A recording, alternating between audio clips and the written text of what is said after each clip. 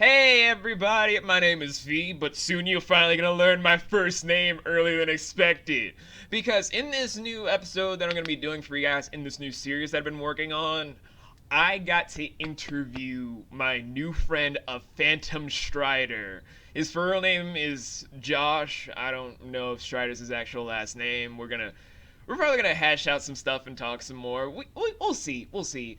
And yeah, we had a really fun interview stuff for my new show that I'm talking to you guys about called The Red Lounge. And this is pretty much my own interview sort of series. Well, I just sit down in front of awesome people and just talk about some stuff, and we just get to hashing. We just get to hashing. It's cool. But anyway, now that I've kind of gotten that out of the way, let us jump into the show right now. I'm doing all right. How about yourself? And how you doing on this fine day? It's doing well, doing well. It's been a nice quiet day. I'm looking forward to this interview. I have as well, cause I've been trying to marathon all of your material to get prepared, and I gotta say I like what I see. Oh, I appreciate it. Okay, so I don't know how much I've told you about in the past, but for my interview show, I like to ask about 5 questions to the person, and then you have the opportunity to ask me 5 questions, Okay, completely whatever you want to ask. sure, all right. Okay, let's begin. So Mr. Strider, you have been on YouTube for I'm just gonna make an estimate about like 2 years. It's been about 2 years, yeah. I mean, I've actually technically been on since 2007. I used to do old anime dubs and a few old music videos just as a pastime. Oh, okay. Okay, then the first question would be, what made you want to start YouTubing exactly? Well, I actually started by doing, yeah, as I mentioned, anime fan dubs and music videos a long time ago. You can actually see some of my first ones at the very beginning of my videos from many years ago. Eventually, this led to fiddling around with video editing software, and I noticed at the time my absolute favorite anime, Dragon Ball GT, didn't have any reviews on YouTube except for basically kids yelling into their webcams about how bad it is. So decided to try and give the a review, and I really think it deserved a good review, and that was my first video, and that wasn't an anime dub. Hmm. Well, Yeah. the first video to start off is a good one because I really do love GT. Oh, really? Except for when it came to certain villains, they were just Bully, bully, bully, sort of yeah. guy. Okay, then question number two would be, since you have made such a big following for yourself, what do you kind of see yourself doing for like the next maybe, I'm going to be sort of slowing down the pace, maybe like 2 years. Where do you see your channel going in that kind of time? Well, I'd really like to get to 100,000 subscribers, though I am really happy with how far I've gotten so far. I mean, I'm absolutely blown away. I never thought I'd have this many people interested in my work. But I would, yeah, like to get to 100 grand, and I'd like to eventually have a few guest stars on my videos. I'm a long way off being popular enough yet, but my one of my favorite critics is Nostalgia Critic. You know, I'd love to have Doug Walker on there. Maybe just as a guest voice or something like that. And James Rolfe probably wouldn't give me a second look, but I'd like to eventually have someone like him as well. Yeah, and obviously I mainly go from just requests. People tend to give me ideas, and I just try to do what they enjoy doing and get ideas from that. Hmm. Well, that's definitely something I could see you doing in about 2 to 3 years, maybe just 1 year. Here's hoping. He is hoping. Okay, third question that I'm going to be asking is, you've mentioned a lot of times that you've had a lot of good internet memories of various different reviewers, various different Mm. animators, but out of all the time that you've done stuff to this point, what has been your favorite person to watch of the last 2 years? Of the last 2 years, some of my fans will probably notice I do a lot of comments on Nostalgia Critics videos. I actually am very inspired by him because he does do a lot of things that I don't see other YouTubers do. He does things like give shout outs to charities. He's very honest about his opinion. He's very open, saying things like, if you don't agree with me, that's okay. He also keeps a very professional air. He doesn't tend to do stuff like just ego strokes like, I'm going to answer all the questions about myself. And I can't stand that stuff. It's not about me. It's about them, It's focusing on the content they enjoy. Otherwise, who gives a stuff? You can swear if you want. You can swear if you want. This interview, this show kind of has no filter. I actually don't swear that much. Yeah, mainly Doug Walker's one I really enjoy. I also really enjoy Extra Credits. They're a really good kind of organization that talks about games, and kind of in an educational manner. It's really nice when I can see a group that gives something back, teaches us something, and they've got really good morals as well. I tend to actually go for YouTubers I respect, and there are a lot of YouTubers out there that it's hard to get a respect for them. They seem to be very up their own rear end, and so I tend to just mainly focus on them and comment on them. The people I think deserve the attention, trying to give something back to the community. Oh, another big one, my absolute favorite internet memory is Homestar Runner. He's not around anymore. I don't know. You might be a bit young to remember him, but he used to do just basic Flash animations, and he still occasionally does some, but their cartoons are my favorite internet memories. I remember actually hearing about Homestuck back when I was in middle school, actually. Really? Yeah. Hold on a second, I had to stretch. I've been sitting at the computer all day trying to pre-film some stuff. Oh yeah.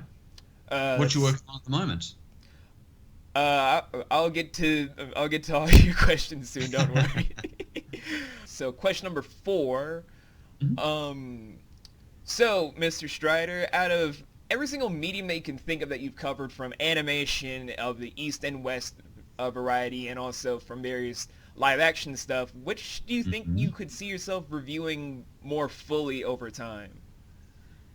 I used to do a lot of anime, but I took a lot of my anime reviews down, mainly because I kind of just grew out of it. I was a big anime otaku growing up, but I just started to really enjoy more Western animation, like when what I call the cartoon revolution started with things like Adventure Time and Steven Universe and Gravity Falls and Harvey Beaks to a degree. I felt like, it connected with me so well. It was kind of exactly based for our demographic, and kids really enjoyed it as well. So once I saw Steven Universe, I fell in love with it. I just started focusing a lot on Western animation. I was like, I'm going to do the networks because I just love this stuff.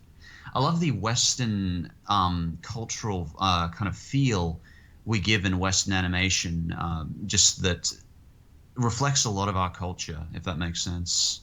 It does. So yeah, I'll probably focus on Western animation. Stick to stuff like Western networks. I may even look at some of the Fox cartoons, like King of the Hill's a big request. Bob's Burgers is a big one as well. I'm probably not going to touch Family Guy because at this point it's the cartoon. I just loathe it at this point. Its later seasons are absolutely vile, and I'm probably not the best person to talk about it at this point. But definitely some Western cartoons like that, because I love Western animation. That's a pretty in-depth answer. I like it. And the final question I would be asking is actually sort of interesting, because I've been kind of going over this with a lot of different people that I want to interview next for my show, but I've never actually had the time to ask anyone this. But throughout all the time that you see YouTube as it is right now, with some of its broken rules and regulations and how sometimes it's very faulty for its community, do you think it will ever... I was just saying very much so, yeah, go on.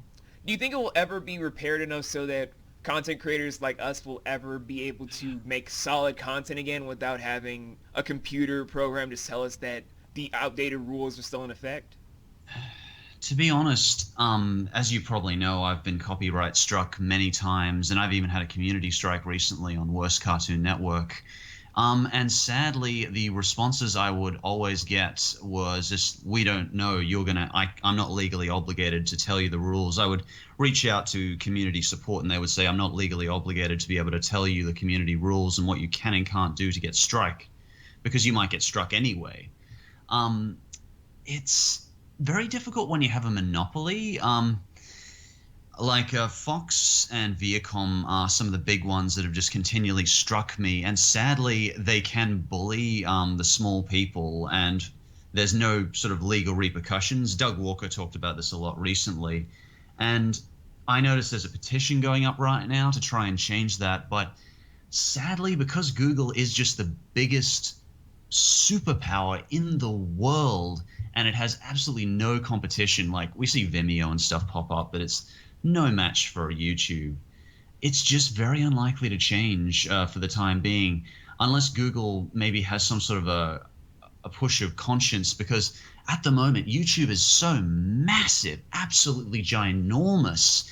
It's impossible to keep track of it all without an automated system, even if it's unfair. Because the thing is that Doug has his videos back up, but we get a lot of annoyances in the meantime and can really hurt some communities. But generally, eventually, they get it sorted. So it depends how big a noise is made from the current big uprising of saying, let's change the system. If Google does, but there is a lot of power coming from the copyright owners. People like Viacom and Fox just have so much power that, Google and YouTube are going to listen to the copyright holders first sometimes. So I really can't say for sure. I hope so. I really hope so, but not quite sure yet. Well, guys, you've heard it here from Mr. Strider here. It's going to be a very long process for us YouTubers, because we want to make the best content, but sometimes they're just like, fuck you. That's it. It's an FU at the door when you get to work that day. Sorry, your business is closed. Can't help you. Okay, Mr. Strider, now that I've asked my 5 questions, you now have the floor to ask 5 questions that you can feel free to ask me. Sure. Okay. Well, I've been staring at that in the thing behind you in the background. Is that a window or? Oh, that's a window. Oh, okay. Excellent. Well, that's how long have you been running this business? YouTube. How long have I been with YouTube? Yeah. Technically, I've been with YouTube since 06, 07, but this is my first solo channel. I've only been with group channels for news report stuff back in Russia and Ukraine and Siberia, but that was back when I used to speak a lot of Russian and a lot of Swahili and German, but we got taken down because of Russian and German politics, where we didn't really have a lot of big voices back then to kind of support our claims. But ever since 2015, I've been doing this full time for like a good part-time job. That's amazing. Like, the only other time I've seen this is when Doug Walker occasionally does his Shut Up and Talk segments, with some of the actors he gets in. Who are some of the big people you've spoken to so far? Recently, I've been talking to a bunch of bigger YouTubers, and I've been in talks to do something with Lewis Lovehog from Channel Awesome. But right now, since he's in the middle of a lot of editing stuff with some storylines and his recent engagement, we're kind of still in the middle of back and forth stuff with him and one of the new people with Channel Awesome of Kaluna reviews of Heather McDonald, I believe. So we're kind of still discussing when to do this interview stuff, where it will happen, but it's still kind of just hectic because of their own schedules. Do you normally webcam them? I mean, pardon me, I actually don't have a webcam at the moment. But do you normally webcam with them, or just mic chat with them, or? It can be either or, honestly, because I don't really care that much about camera time, since I'm still part of that whole old tradition of still trying to break that whole, if you're part of the camera, it steals your soul thing. So it's still a process to get over, so I don't really mind if people don't have camera on. Oh yeah, I think some people just prefer to hide behind a microphone sometimes. I get very nervous on camera myself.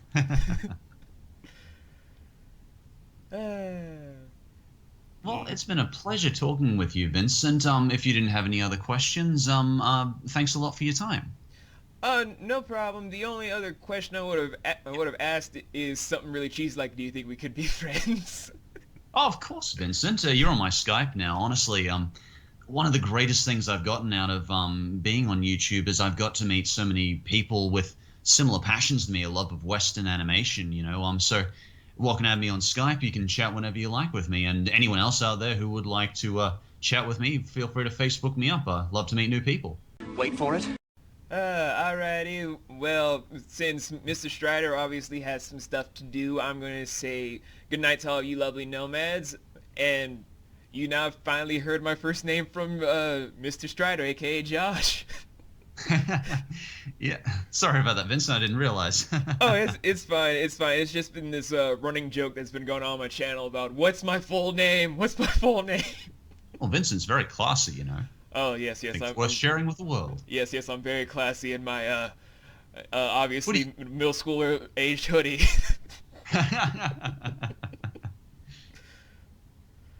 uh, Well, Vincent, I'll catch you later then. Alrighty, Josh. Take care, man.